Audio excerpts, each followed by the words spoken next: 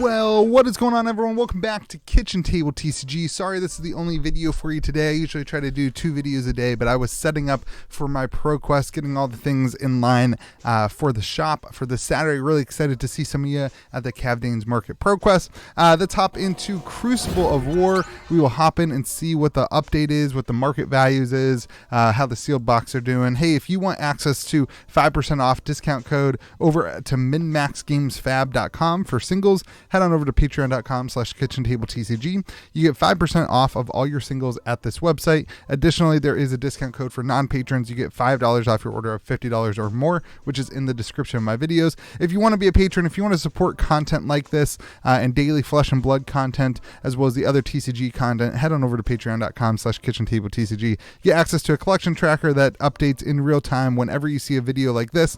That set is being updated on your collection tracker, and it is just a great way to see if you have a full set, and it's a great way to track your collection and get involved in the Discord community and all the things that patrons get as well. All right, let's hop into Crucible of War. There's a lot going on, a lot of high sales, a lot of low sales, a lot of mixture. Keep in mind that all these things are just me reporting the news. You know I love Crucible of War. I would never want to do anything to hurt its value. Unfortunately, eBay does things sometimes, and people buy or sell things at lower prices than maybe I would. So that being said, sealed boxes this week are pumping back up to 700. Let me show you some examples, though, because these are all over the place. Somebody asked me the other day, Louis, how do you value a box of sealed first edition? I said, I have no clue.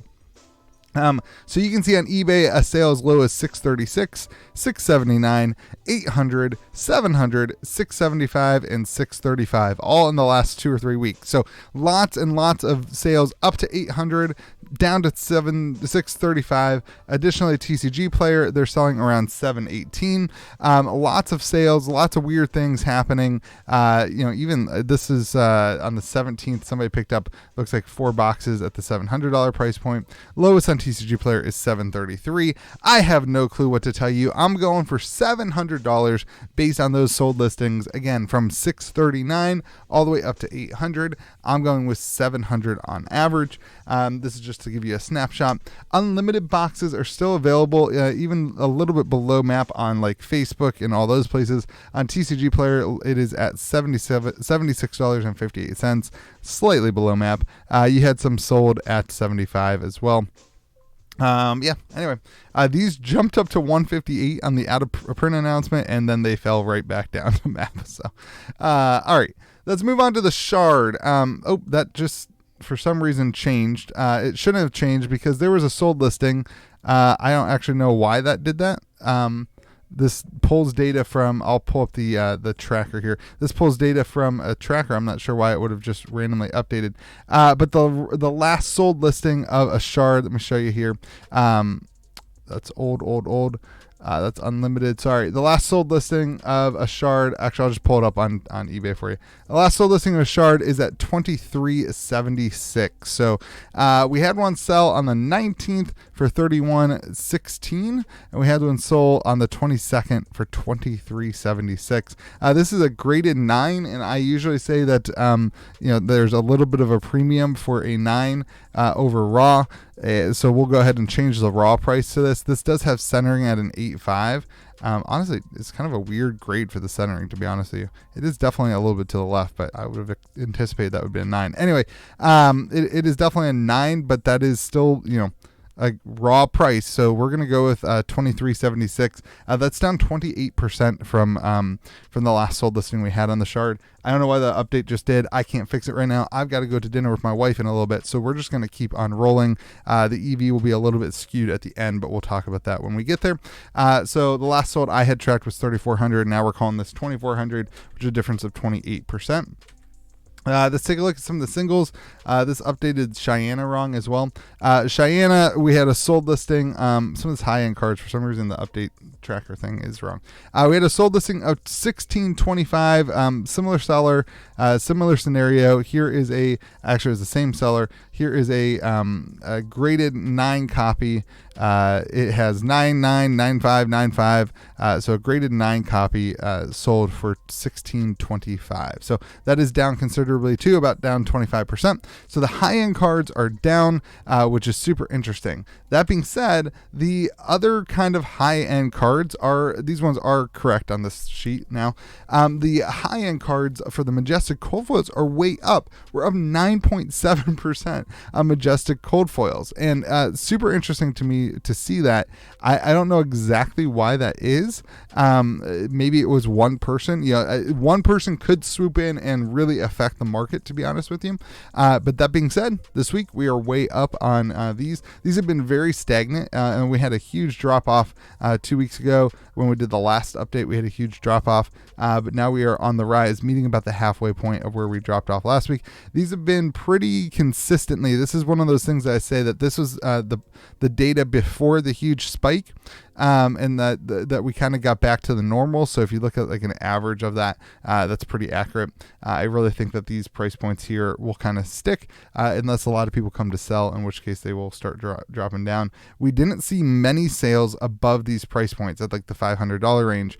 We saw 1 or 2 sales, and then the market didn't hold and it came back down to this price point. So not surprising to me. It is interesting to see most of these going up. Really interesting to see Crater Fist being the one that went down, as we are seeing lots and lots of Guardian support right now. But that's just the way it is, and those are your price points. So first edition rare cold foils, we are down 2.3%. Interesting. Again, like I would have thought the lower end stuff would have followed suit with that. But anyway, here we are, average price of $112.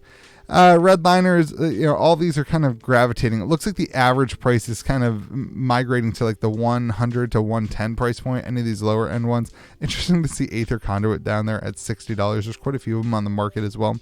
But it's super interesting. Reaping Blade being the most expensive, Aether Conduit being the less expensive, and Centauri Sabers being kind of in there in the middle. Same with Mandible Claws are pretty interesting right now.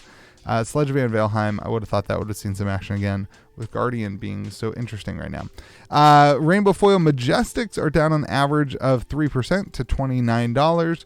You've got a lot of interaction with Stamp Authority, with Fine Center, with Rattlebones, a lot of these things that we're starting to see pick up, maybe some tech enter into some metas. Same thing with the non-foils. You've got Rattlebones in there again. Those are down 7% to $14. I think when we get to Unlimited, you're going to see it that may be a result of people opening up some boxes of Unlimited when you see the EV for Unlimited. But all right, let's move on. Rainbow Foil Rares are down 5%, an average of $5. You can see these are on a trend line down. This is a little caution for you. These and the common price, and that one's not trending down as much, but the Rainbow Foil Rares are definitely trending down pretty consistently here, down 5% this week.